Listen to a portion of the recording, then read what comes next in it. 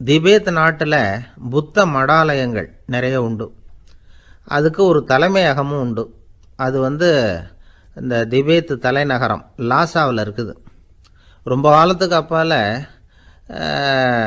அதை பற்றிலாம் நிறைய விவரங்கள் எழுதி வச்சிருக்கிறாங்க. அது இப்போவும் நமக்கு கிடைக்குது. அதாவது ரொம்ப தூரத்துக்கு அந்தாண்ட மலைகளுக்கு நடுவில் ஒரு கிளை மடாலயம். அந்த மடத்தின் தலைவருக்கு வயசாயிட்டு தான்.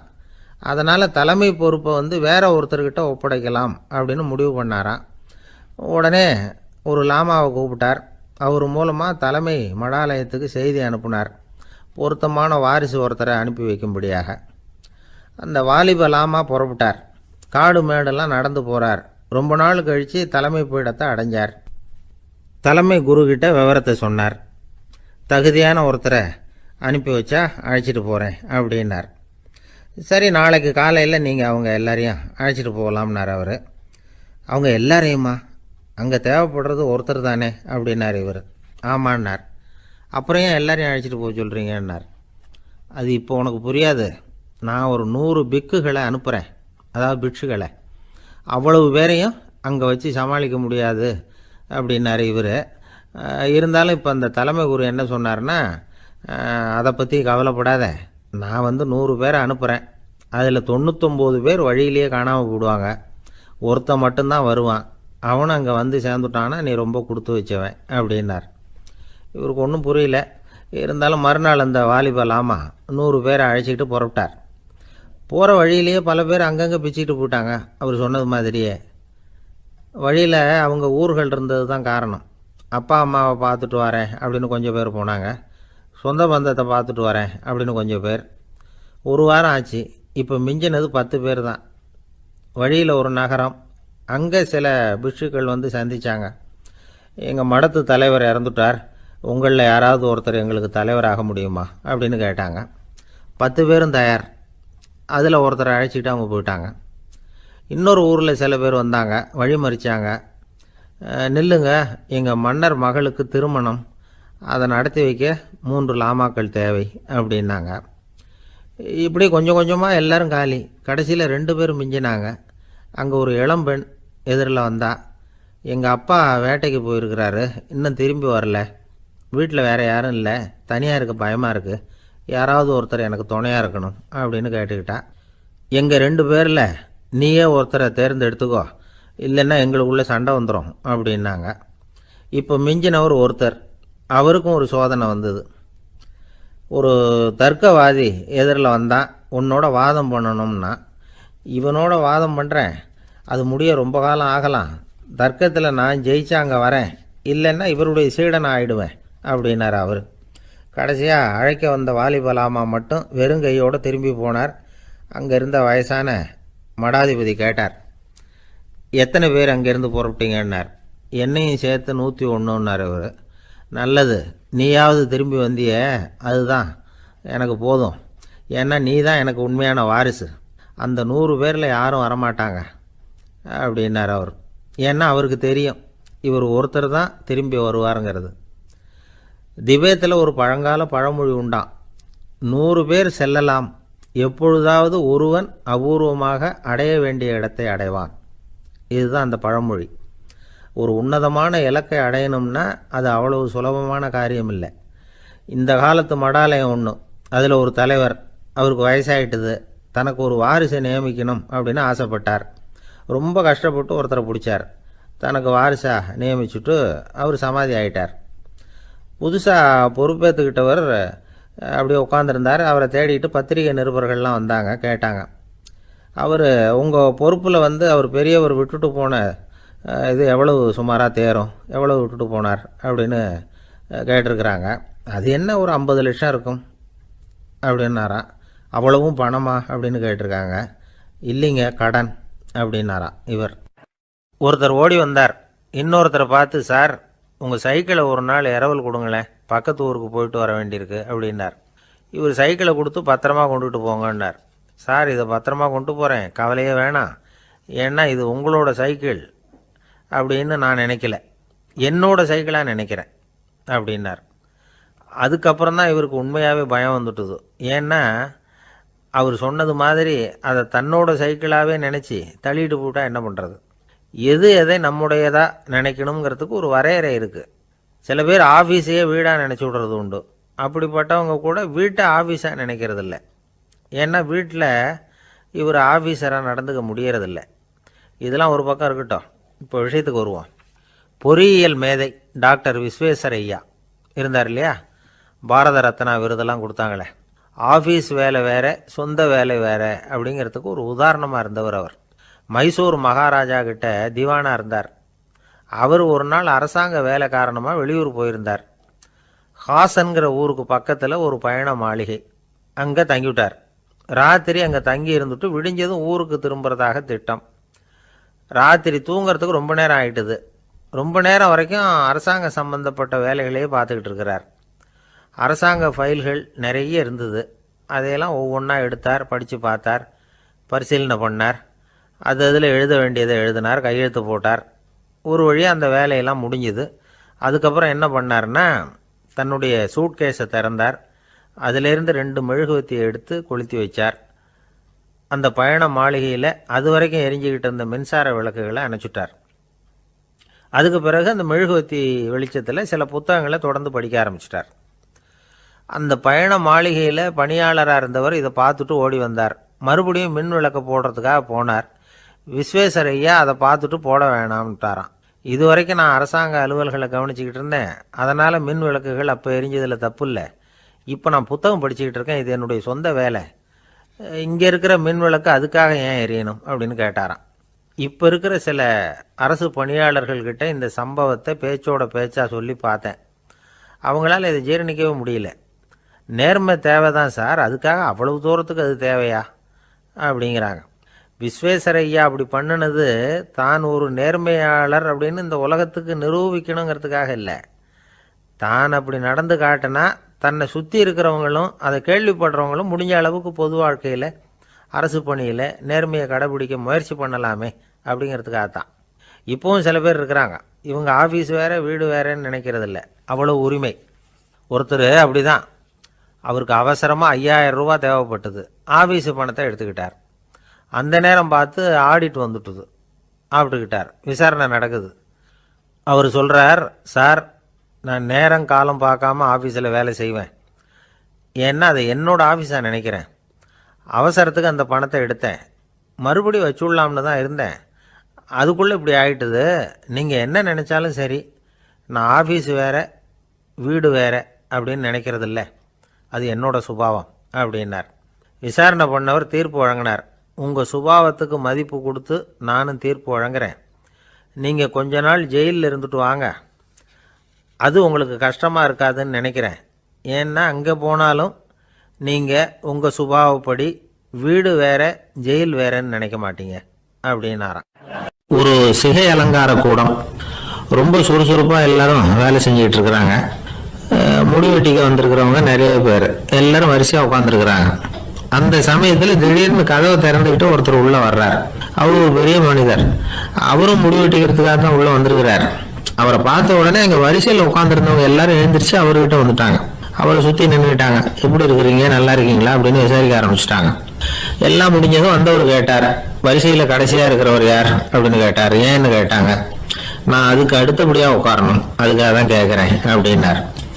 உடனே அங்கே இருந்தவங்கெல்லாம் என்ன சொன்னாங்க தெரியுமா, நீங்கள் வரிசையில் காத்திருக்கக்கூடாது, நீங்கள் அரசாங்கத்தின் தலைவர், உங்களுக்கு நேரம் முக்கியம், அதனால் நீங்கள் முன்னாடி போங்க அப்படின்னு சொன்னாங்க. ஆனால் அதை அவர் கேட்கல. தோழர்களே, உங்களுடைய கருத்துக்கு ரொம்ப நன்றி. எல்லாரும் வரிசையாக தான் வரணும், அதுதான் முறை. வரிசையில் வரணுங்கிற நடைமுறையை நானும் பின்பற்ற விரும்புகிறேன். நாம் எல்லாரும் சமமானவர்கள் அப்படின்னார். இப்படி சொல்லிவிட்டு வரிசையில் கடைசியாக இருந்த ஒரு நாற்காலியில் போய் உட்காந்துக்கிட்டார். தன் சட்டைப்பையில் இருந்த ஒரு செய்தித்தாளை எடுத்தார், படிக்க ஆரம்பிச்சிட்டார். ஆனால் அங்கே இருந்தவங்களால இதை பார்த்துக்கிட்டு சும்மா இருக்க முடியல. ஒருத்தர் எழுந்திரிச்சு வந்தார். ஐயா, இப்போ என்னுடைய முறை வந்திருக்குது, நான் தான் போக வேண்டிய முறை. உங்களை இங்கே காத்திருக்க வைக்கிறத விட ஒரு 5 ஆண்டுகளுக்கு கூட நான் முடிவெட்டிக்காமே இருந்துட முடியும் அப்படின்னார். அவர் மறுபடியும் சொன்னார், ஐயா நீங்க வரிசை முறையை தாண்டி போக விருப்பப்படல, சரி, ஆனா என்னுடைய முறையை மாத்தி கொடுக்கறதுக்கு எனக்கு முழு உரிமை இருக்குது. இதுக்கு பதிலா உங்களுடைய கடைசி இடத்த நான் எடுத்துக்கிறேன், இதை நீங்க மறுக்க முடியாதுன்னார்.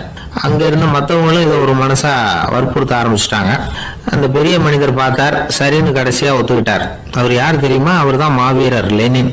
ரஷ்யாவில் கிரெம்ளின் சிகை அலங்கார கூடத்துல தான் இது நடந்தது. எல்லாரும் இந்நாட்டு மன்னர்கள்னு வாயளவுல பேசுறதுல என்ன பிரயோஜனம்? நாம எல்லாரும் சமம்ங்கிறத நடைமுறையில கடைபிடிச்சு காட்டினவங்க கொஞ்சம் பேர் தான். அவங்கள ஒருத்தர் தான் லெனின். வரிசையில் நின்று வர்றதுங்கிறது ஒரு சிறந்த பண்பு, உயர்ந்த பண்பு. இன்னைக்கு பல இடங்கள்ல அது நமக்கு தேவைப்படுது. ஒரு ரேஷன் கடைவாசல், கடை திறக்கிறதுக்கு முன்னாடி எல்லாரும் வந்து வரிசையில் நின்றுட்டாங்க. கடைசியா வந்த ஒருத்தர் கியூவில் முன்னாடி போறதுக்கு முயற்சி பண்றார். ஏற்கனவே நின்றுட்டு இருக்கிறவங்க அவரை முன்னாடி போறதுக்கு விட மாட்டேங்கிறாங்க. கடைசியா போய் நில்லையா அப்படின்னு எல்லாரும் கத்துறாங்க. அதான் அவர் காதுல வாங்கல, முண்டி அடிச்சுட்டு முன்னாடி போறதுக்கே முயற்சி பண்ணிட்டு இருக்கிறார். எல்லாரும் சேர்ந்து அவரை வலுக்கட்டாயமா இழுத்து கொண்டாந்து பின்னாடி கொண்டு போய் நிறுத்திவிட்டாங்க. நிறுத்திவிட்டு சொன்னாங்க, இதை பாருப்பா, நாங்க இருக்கிற வரைக்கும் நீங்க முன்னாடி போய் எதையும் வாங்க முடியாது, தெரிஞ்சுக்கோ அப்படின்னாங்க. இப்போ அந்த ஆள் சொன்னாராம், நான் இங்க பின்னாடி நிக்கிற வரைக்கும் நீங்களும் எதுவும் வாங்க முடியாது அப்படின்னாராம். ஏன்னு கேட்டிருக்கிறாங்க. நான் தான் அந்த கடையை திறக்க வேண்டிய ஆள் அப்படின்னா. ஒரு நண்பர் யாருக்கோ ஃபோன் பண்ணிட்டு இருந்தார். அவர் பேசி முடிச்சதும் நான் அவரை பார்த்து, இப்போ ஃபோன் பண்ணீங்களே, அந்த ஃபோன் நம்பர் என்ன அப்படின்னு கேட்டேன். அவர் தலையை சொரிஞ்சுக்கிட்டார், ஞாபகம் வரலன்னார். சரி சார், அதை விடுங்க, உங்கள் மனைவி பேர் என்ன அப்படின்னு கேட்டேன். மாலதின்னார். என்ன சார் இது வேடிக்கை, கொஞ்ச நேரத்துக்கு முன்னாடி பேசின ஃபோன் நம்பர் வந்து மறந்து போச்சு. எப்போவோ கல்யாணம் பண்ணிக்கிட்ட மனைவி பேர் மறக்கலை, அதை கரெக்டாக சொல்லிவிட்டீங்களே அப்படின்னு கேட்டேன். அவர் என்ன ஒரு மாதிரியாக பார்த்தார். அவர் அப்படி என்னை பார்த்ததில் ஒன்றும் தப்பு இல்லை. ஏன்னா நாம் எல்லாருமே அப்படித்தானே, ஒரு குறிப்பிட்ட காரியத்துக்காக தொலைபேசியில் ஒருத்தட்ட பேசுகிறோம். அதுக்கப்புறம் அந்த எண் வந்து நமக்கு அனாவசியம், அதனால் மறந்துடுறோம். இதுக்கு பேர் தான் தற்காலிக ஞாபகம். ஆனால் மனைவி பேரை வந்து மறந்துட முடியுமா? முடியாது. அது வந்து அவசியமான ஒன்று. அடிக்கடி அந்த பேரை வந்து உபயோகப்படுத்துகிறோம்.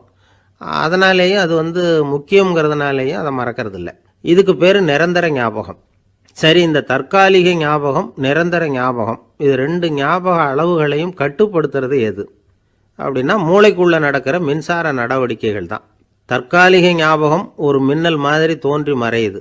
நிரந்தர ஞாபகம் ஒரு படிவம் போல மூளையில் படிஞ்சுடுது.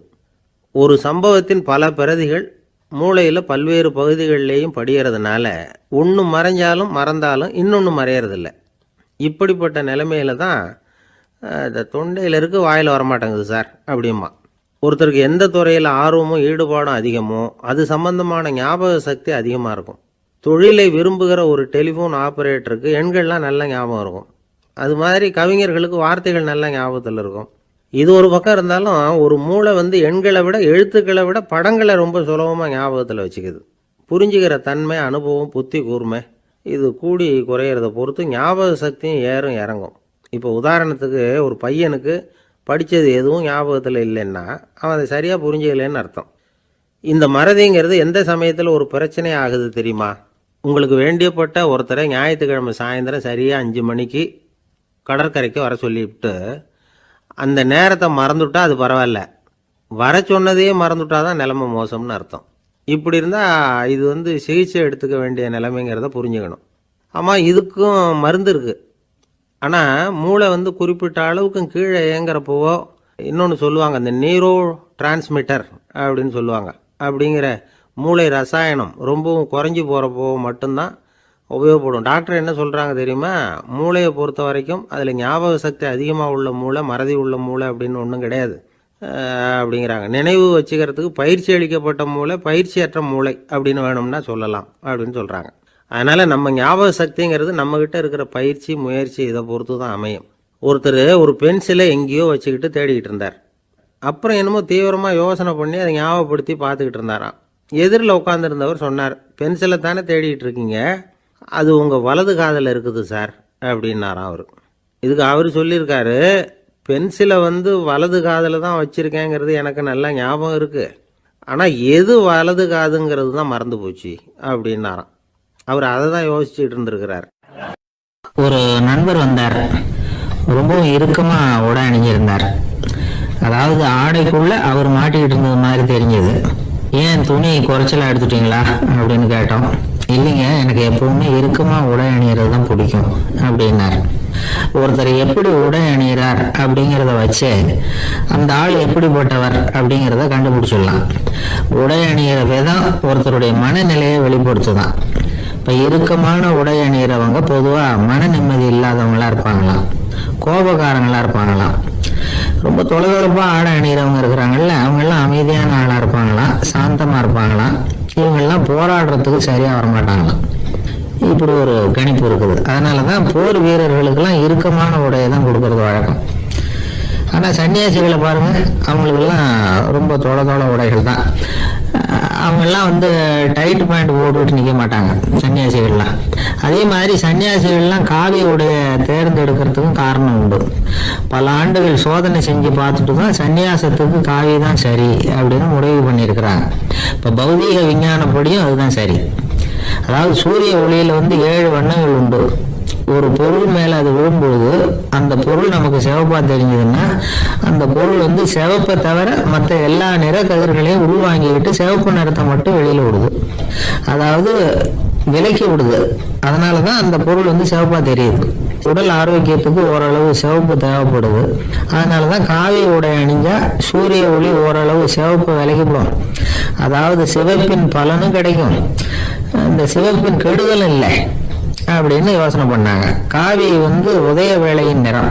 கீழ் வானத்துல கதிர் உதிக்கிற வேளையில முதல் ஒளி தோன்றுகிற நேரத்துல காவி நிறம் தான் கசி. தியானம் செய்யறப்போ முதல்ல காணக்கூடிய ஒளி காவி நிறம் தான். தியானத்தின் உச்ச நிலையின் நிறம் நீலம். தியானம் காவி நிறத்துல ஆரம்பமாகி நீல நிறத்துல நிறைவடைகிறது அப்படிங்கிறார் ஓஷோ. நீலம் தியான சிகரம், காவி தியான ஆரம்ப குறியீடு, ஒரு சன்னியாசியின் ஆரம்ப தரிசனம் அப்படிங்கிறார் அவர்.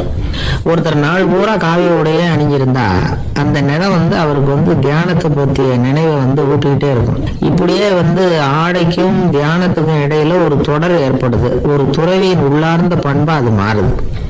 கடை வீதியில ஒரு பொருள் வாங்க போறோம், அது மறந்துடக்கூடாதுங்கிறதுக்காக ஞாபகம் முடிச்சு போட்டுக்கிறோம். அந்த முடிச்சுக்கும் பொருளுக்கும் தொடர்பு இல்லை. ஆனா கடை வீதிக்கு போன உடனே அந்த முடிச்சு அந்த பொருளை ஞாபகப்படுத்துது.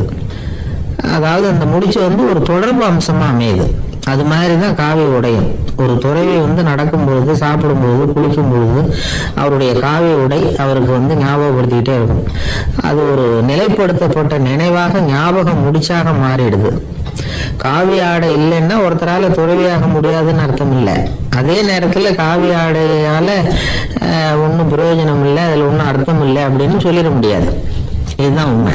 இவ்வளவு தூரம் காவி ஆடையை பத்தி சொல்றதுனால எல்லாரும் சன்னியாசியா போடுவோம் அப்படின்னு நாம சொல்றதாக யாரும் நினைச்சிடக்கூடாது. மனசுக்கும் நிறத்துக்கும் உள்ள சம்பந்தத்தை தெரிஞ்சுக்கிறதுக்காக தான் இவ்வளவு. நமக்கு தெரிஞ்ச நண்பர் ஒருத்தர் இருக்கிறார், ஆபீஸ்ல வேலை பார்க்கிறவர். ஒவ்வொரு மாசமும் 20ஆம் தேதிக்கு பிறகு அவரை போய் பார்த்தீங்கன்னா காவி உடை அணிஞ்சிக்கிட்டு, கண்ணை மூடிக்கிட்டு, கை ரெண்டையும் விரிச்சு வச்சுக்கிட்டு தியானத்திலேயே உட்காந்துருப்பாரு. ஏன் இப்படி பண்றீங்கன்னு கேட்டேன். அதாவது 20ஆம் தேதிக்கு பிறகு என் கையில ஒரு பைசா கூட கிடையாது, ஒரு சன்னியாசி லெவல்ல இருக்கிறேன், என்கிட்ட எதுவும் செலவுக்கு கேட்காத அப்படின்னு என் மனைவிக்கு நான் சூக்கா உணர்த்துறதுக்காக அப்படி உட்காந்துருப்பேன் அப்படின்னு விளக்கம் கொடுக்குறார் அவர். காலை நேரம், கடற்கரை ஓரம், காலை வீசிக்கிட்டு கையை வீசிக்கிட்டு ஏதோ சண்டைக்கு போகிற சிப்பாய் மாதிரி எல்லாரும் நடந்து போயிட்டுருக்கிறாங்க. நடைப்பயிற்சி. அதில் நமக்கு தெரிஞ்ச ஒருத்தர் எதிரில் வந்தார் ரொம்ப வேகமாக. என்ன சார் வாக்கிங்க அப்படின்னு கேட்டோம். அவரால் ஆமாம்னு பதில் சொல்ல முடியல, அவ்வளவு கஷ்டம். மூச்சு விடுறதுக்கே வாயை திறந்து மூடிக்கிட்டு இருக்கிறார். எங்கே பேசுறது? கொஞ்சம் நின்று நிதானித்து மூச்சு விட்டுட்டு அதுக்கப்புறம் சொன்னார் ஆமாம் அப்படின்னு. என்ன சார் இவ்வளவு வேகம்னோம்? உங்கள் பேச்சை கேட்டுவிட்டு தான் சார் நடக்க ஆரம்பித்தோம். நீங்கள் தான் அடிக்கடி சொல்லிகிட்டு இருந்தீங்க நடக்கிறது நல்லதுன்னு. அன்னையிலேருந்து ஆரம்பிச்சுட்டேன், ஆனால் ரொம்ப கஷ்டமாக இருக்குது சார். இப்போ பாருங்கள், உங்கள்கிட்ட சுலபமாக பேசக்கூட முடியல, மூச்சு வாங்குது, உடம்பு கூட வலிக்கிறது மாதிரி இருக்குது அப்படின்னு அவர் பாட்டுக்கு பேச ஆரம்பிச்சிட்டார். உங்களை யார் சார் இவ்வளவு வேகமாக நடக்க சொன்னது? வேகத்தை குறைங்க, மெதுவாக நடங்க அப்படின்னோம். நீங்கள் நடக்கிறதுனால என்னென்ன சௌகரியம்னு அன்னைக்கு சொன்னீங்களே தவிர சௌகரியமாக நடக்கிறது எப்படின்னு சொல்லலையே அப்படின்னார் அவர். இன்னமும் லேசாக மூச்சு வாங்கிக்கிட்டே சொன்னால் கூட இவர் சொல்கிறதுலேயும் ஒரு நியாயம் இருக்குது. அதனால் இந்த நடைப்பயிற்சி பண்ணுறவங்க கவனிக்க வேண்டிய சில முக்கியமான குறிப்புகள் இருக்குது. அது என்னென்னங்கிறத அவங்க தெரிஞ்சுக்கணும். அது தெரிஞ்சு வச்சுக்கிறது நல்லது. இதெல்லாம் மருத்துவ நிபுணர்கள் சொல்கிற குறிப்புகள். அவங்க என்ன சொல்கிறாங்க தெரியுமா? உங்கள் வயசு 40க்கு மேலேயா? உங்கள் எடை இருக்க வேண்டியதை விட 10 கிலோ அதிகமாக இருக்குதா? நீங்கள் புகை பிடிக்கிறவரா? இதய நோய், இரத்த நாள நோய், உயர் இரத்த அழுத்தம் இப்படி ஏதாவது உங்களுக்கு உண்டா? அப்படின்னா நீங்கள் உங்கள் இஷ்டத்துக்கு வரிஞ்சு கட்டிக்கிட்டு நடைப்பயிற்சி பண்ண ஆரம்பிச்சிடாதீங்க. முதல்ல ஒரு மருத்துவ பரிசோதனை பண்ணிக்கோங்க, அதுதான் நல்லது அப்படின்னு அவங்க சொல்கிறாங்க. நடக்கிறப்போ, உடற்பயிற்சி செய்கிறப்போ மார்பு பகுதியில் அல்லது வேறு எங்கேயாவது தொடர்ந்து வலி இருந்ததுன்னா பயிற்சியை நிறுத்திவிட்டு டாக்டரை போய் பார்க்கணும். நடைப்பயிற்சி பண்ணுறப்போ உங்கள் சக்திக்கு தகுந்த மாதிரி மெதுவாக அதிக கஷ்டம் இல்லாமல் முன்னேறலாம். அங்கே என்ன போட்டியாக வைக்கிறாங்க? முந்திக்கிட்டு போய் என்ன பண்ண போகிறோம்? பரிசா வாங்க போகிறோம். அதனால் நிதானம் அவசியம் அப்படிங்கிறது அவங்க ஆலோசனை. தொந்தரவு கொடுக்காத ஷூ, ட்ரெஸ்ஸு இதுகளை உபயோகப்படுத்துங்க.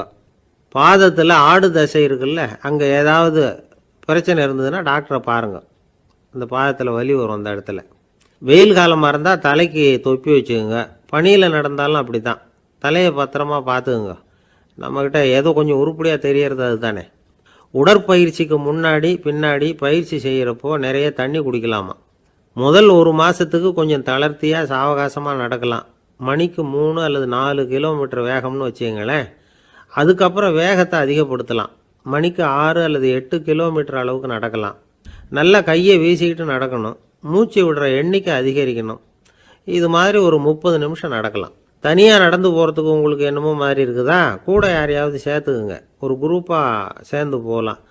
நடக்கிறதுங்கிறத ஒரு சந்தோஷமான சமாச்சாரமாக ஆக்கிக்கணும். தினம் இப்படி நடக்க வேண்டி இருக்குதே அப்படின்னு புலம்பிக்கிட்டே போகக்கூடாது. சில பேர் நடக்கிறப்போ கடந்த காலத்தை அசை போட்டுக்கிட்டே போவாங்க. சில பேர் வருங்காலத்தை அசை போட்டுக்கிட்டே போவாங்க. சில பேர் முக்கியமான திட்டம்லாம் இப்படி நடக்கிறப்போ தான் தீர்மானம் பண்ணுவாங்க. நடக்கிறதுனால மன இறுக்கம் குறையுது, பரபரப்பு குறையுது, மன ஆற்றல் பெருகுது, தன்னம்பிக்கை வளருது, முதுமை தள்ளி போகுது, செயல்திறன் அதிகரிக்குது. இதை தவிர உடம்புக்கும் பல விதமான சௌகரியங்கள் ஏற்படுது. அதனால் இது வரைக்கும் நடக்க ஆரம்பிக்காதவங்க இனிமேல் இந்த குறிப்புகளை கவனத்தில் வச்சுக்கிட்டு நடக்க ஆரம்பிச்சுடலாம். சார்லஸ் லேம்ப் அப்படின்னு ஆங்கில இலக்கிய மேதை ஒருத்தர், அவர் ஒரு தரம் உடம்பு சரியில்லைன்னு டாக்டர்கிட்ட போனாராம். டாக்டர் அவரை பார்த்துட்டு, நீங்கள் தினமும் காலையில் வெறும் வயத்தில் நடக்கணும் அப்படின்னாராம். வெறும் வயத்தில் நடக்கிறதுக்கு நான் தயார், ஆனால் வயிறு கிடைக்கணுமே சார். யார் வயத்து மேலே நடக்கிறது டாக்டர் அப்படின்னு கேட்டாராம் இவர். ஒரு பெரியவர்கிட்ட பேசிக்கிட்டு இருந்தேன். அவர் என்கிட்ட ஒரு கேள்வி கேட்டார். திருடர்கள் எத்தனை வகை தெரியுமா உனக்கு அப்படின்னார். இதுதான் அவர் கேட்ட கேள்வி.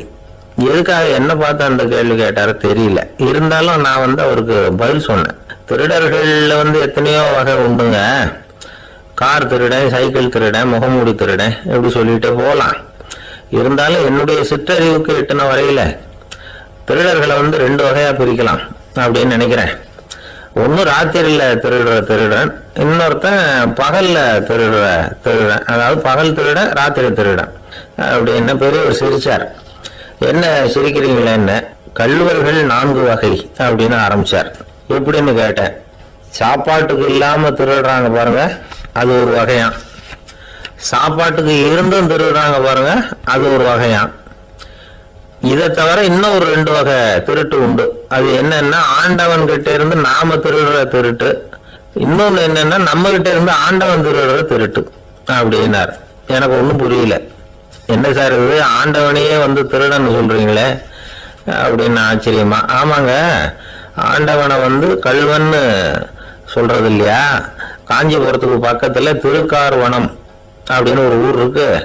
அங்க உள்ள பெருமாளுக்கு கல்வர்னு தான் பேரு.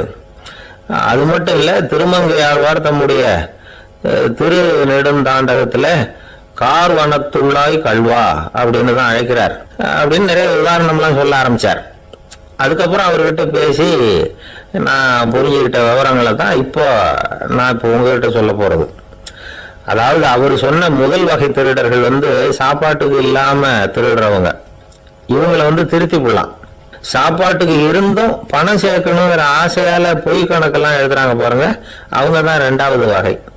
3வது வகை திருட்டு தான் மிகப்பெரிய திருட்டு. இறைவனுக்கு சொந்தமானதை நம்முடையதுன்னு நினைக்கிற திருட்டு. எது இறைவனுக்கு சொந்தமானது அப்படின்னா ஆத்மா. பகவானுக்கு சொந்தமான ஆத்மாவை நம்முடையதுன்னு நினைக்கிறது தான் அந்த மாபெரும் திருட்டு. இதுக்கு பேர் தான் ஆத்மாபகாரமா. சரி, இதுக்கு பரிகாரம் என்ன? எல்லாம் இறைவனுடையது, நமக்கு ஒன்றும் இல்லை அப்படின்னு நினைக்கிறது தான் இதுக்கு பரிகாரம். இதெல்லாம் இருக்கட்டும். 4வது திருட்டு ஒன்று சொன்னோம்ல, ஆண்டவன் நம்ம கிட்ட இருந்து திருடுறது. அது எப்படி? ஆண்டவனை கல்வன்னு சொல்றாங்க, அது சரி. அவர் என்னத்தை திருடினார்? இப்போ இன்னொருத்தருக்கு சொந்தமான ஒன்றை எடுத்து வச்சுக்கிறது தான் கள்ளத்தனம். ஆனா ஆண்டவன் எடுத்துக்கிட்டோம்னா இருக்கிறது எல்லாமே அவனுக்கு சொந்தம். அப்படி இருக்கிறப்போ அவரை எப்படி கல்வன்னு சொல்றது? இது என்ன புரியாம இருக்குது அப்படின்னு சொல்லி பார்த்தா அதுக்கும் விளக்கம் சொல்றாங்க அவங்க. அதாவது ஆண்டவனுக்கு உருவமே கிடையாது, அருவமா இருக்கிறவன், அதாவது உருவம் இல்லாம இருக்கிறவன். அப்படி உள்ள பகவான் நம்மள மாதிரி உருவத்துல இருக்கிறான். நம்மள மாதிரியே கையை காலு மூக்கெல்லாம் இருக்குது ஆண்டவனுக்கு. இந்த உருவம் நம்ம கிட்ட இருந்து திருடினது தானே. அவன் தன்னுடைய உண்மையான திருமையை நமக்கு காட்டாம, அதாவது தரிசனம் கொடுக்காம இருக்கிறது கள்ளத்தனம் தானே. அதனால்தான் இதுவும் ஒரு பெரிய திருட்டு, இருக்கிறதுலயே மிகப்பெரிய திருட்டு அப்படிங்கிறார். என்கிட்ட பேசிக்கிட்டு இருந்தார், இந்த விஷயம்லாம் சொல்லிட்டு இருந்தாரு அந்த பெரியவர். அதாவது திருட்டை ஆன்மீக நோகத்துல அவர் பார்க்கிறார். நம்ம பார்வையில இதை விட அபூர்வமான திருட்டுலாம் இங்க உண்டு, அபூர்வமான திருடர்களும் உண்டு. ஒரு திருடன் சிறையிலிருந்து விடுதலையாகி வெளியில போனான். கொஞ்ச நாள்ல மறுபடியும் திரும்பி ஜெயிலுக்கு வந்துட்டான். அப்போ சிறை அதிகாரி அவனுக்கு அறிவுரை சொன்னாராம். ஏன்பா இப்படி அடிக்கடி தப்பு பண்ணிவிட்டு ஜெயிலுக்கு வந்துடுறியே, உனக்கு சொந்த பந்தம் எதுவும் இல்லையா? உனக்கு அப்பா அண்ணன் தம்பிகள் அவங்க கூட எல்லாம் சேர்ந்து வாழணுங்கிற ஆசை இல்லையா அப்படின்னு கேட்டிருக்காரு. அவங்களோட சேர்ந்து வாழணுங்கிற ஆசை எனக்கு நிறைய உண்டுங்க சார் அப்படின்னு அவன். அப்புறம் எதுக்கு இப்படி ஜெயிலுக்கு வந்துடுற அப்படின்னாரான் அவரு. அவங்க எல்லாருமே இங்கே தானே சார் இருக்காங்க அப்படின்னு அவன். ஒரு ஆள் இருந்தான், நிறைய பணம் சம்பாதிச்சான், ஆனா செலவு பண்ண மனசு வரல, கருமி. அவன் என்ன பண்ணா, சேர்த்த பணம் பூராவையும் ஒரு மரத்தடியில புதைச்சி வச்சிருந்தான். வாரத்துக்கு ஒரு தடவை அந்த மரத்தடிக்கு வருவான், புதைச்ச இடத்த ஆவலோட பார்த்துக்கிட்டு இருப்பான், அதுக்கப்புறம் போயிடுவான். அவ்வளவுதான். ஒரு நாள் ஒரு திருடன் வந்தான், இவன் புதைச்சி வச்சிருந்ததெல்லாம் எடுத்துட்டு போட்டான். இது தெரிஞ்சு போச்சு. அந்த கருமி புலம்ப ஆரம்பிச்சுட்டான். இவன் புலம்பலை கேட்டதும் அக்கம் பக்கத்துல இருந்தவங்க எல்லாம் ஓடி வந்தாங்க. என்ன விஷயம்னு விசாரிச்சாங்க. இவன் சொன்னான். ஒரு பெரியவர் கேட்டார், ஏப்பா வார வாரம் இந்த இடத்த பாக்குறதாக சொன்னியே, எப்பவாவது இதுல இருக்கிற பணத்தை எடுத்து செலவு பண்ணிருக்கியா அப்படின்னு கேட்டார். நான் அப்பப்போ அதை பாக்குறது தான் வழக்கம், அதை தொட்டதே இல்லைன்னு அவன். சரி அப்படின்னா இப்போ நீ அதே மாதிரி வார வாரம் ஒரு தடவை இந்த இடத்த பார்த்துட்டு போகலாமே அப்படின்னாராம் அந்த பெரியவர். அதுவும் சரிதானே, எவ்வளவு காலமானாலும் அவன் அந்த பணத்தை எடுத்து செலவு பண்ண போறதில்லை. அப்படி இருக்கிறப்ப உள்ளே பணம் இருந்தாலும் ஒண்ணுதான், இல்லாம போனாலும் ஒண்ணுதான். இதுல இருந்து என்ன புரியுதுன்னா, ஒருத்தர் கிட்ட இருக்கிற பணத்தை கொண்டு அவர் பணக்காரரா ஏழையா அப்படின்னு முடிவு செய்யறது சரியில்லை. அந்த செல்வத்தை அனுபவிக்கிற திறன், பயன்படுத்துற திறன், அதை வச்சுதான் அவர் ஏழையா பணக்காரரா அப்படிங்கிறத நிர்ணயம் பண்ணணும். அதுதான் சரி. செலவு பண்ண தெரியாதவன் சேகரம் பண்ணிட்டே இருக்கிறதுனால என்ன பிரயோஜனம்? தலைமுடியே இல்லாதவன் தாராளமா சீப்புகளை வாங்கி சேகரம் பண்றது மாதிரி தானே இது. சில சமயம் செலவு பண்ண நாம தயாரா இருந்தா கூட அந்த செல்வம் நமக்கு பயன்படுறதில்லை. அரேபியாவில் ஒரு நகை வியாபாரி விலை உயர்ந்த முத்துக்களை எல்லாம் அவர் வச்சு வியாபாரம் பண்ணிட்டு இருந்தார். அவர் ஒரு சமயம் ஒரு பாலைவனம் வழியா போயிட்டு இருக்கிறார் ஒட்டகத்துல. அப்போ திடீர்னு கடுமையான புயல் வீச ஆரம்பிச்சுட்டு திசை தவறி இவர் எங்கேயோ வந்துட்டார். கூட வந்தவங்களையும் காணல, எங்க போனாங்களும் தெரியல. இவர் ரொம்ப பயந்து போய் அங்கே எங்கேயுமா அலைஞ்சு திரியிறார். வழியே தெரியல, பசி கடுமையாயிட்டுது. ஒட்டகத்து முதுகுல ஒரு மூட்டை இருந்தது, அதை பிரிச்சு பார்த்தார். உள்ள ஏதாவது இருக்கான்னு தேடி பார்க்கிறார். அது வரைக்கும் கண்ணில் தட்டுப்படாத அபூர்வமான ஒரு பை கண்ணில் போட்டது. ஆஹா, அதுல ஏதாவது சாப்பிட்றதுக்கு இருக்கும் அப்படின்னு நினைச்சு ஆவலா அதை பிரிச்சு பார்க்கிறார். அந்த பையில விலை உயர்ந்த முத்துக்கள் நிறைய இருந்துதான். அப்பதான் அவர் நினைச்சாராம், விலை உயர்ந்த முத்துக்கள் கூட சாப்பிட்றதுக்கு உணவாக முடியாது அப்படிங்கிறத புரிஞ்சுக்கிட்டாராம். எந்த நேரத்துல எது நமக்கு தேவையோ அது நமக்கு தாராளமா கிடைக்கணும். அப்படி அது கிடைக்கிறதுக்கு நம்ம கிட்ட இருக்கிற செல்வம் பயன்படணும். அது நமக்கும் பயன்படலாம், நம்ம மூலமா அடுத்தவங்களுக்கும் பயன்படலாம். அதுதான் செல்வத்தின் பயன். ஒரு மரத்தடியில ஒருத்தன் உட்காந்து அழுதுகிட்டு இருந்தான்.